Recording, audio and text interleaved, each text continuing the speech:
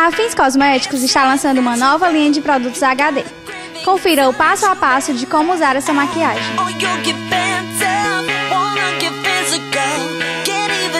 Para correção de partes mais escuras no rosto, assim como olheiras, utilize o corretivo amarelo.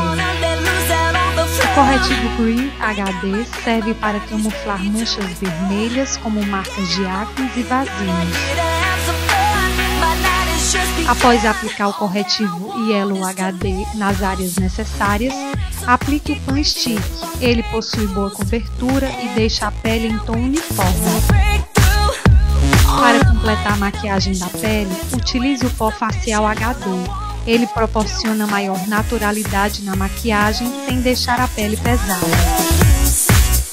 Para iniciar a maquiagem dos olhos, aplique a sombra compacta Rosa Nuvem na pálpebra móvel. As sombras coloridas estão super em alta agora no verão. Aplique no côncavo a sombra compacta laranja opaca. Para finalizar os olhos, uma boa camada de máscara para os cílios.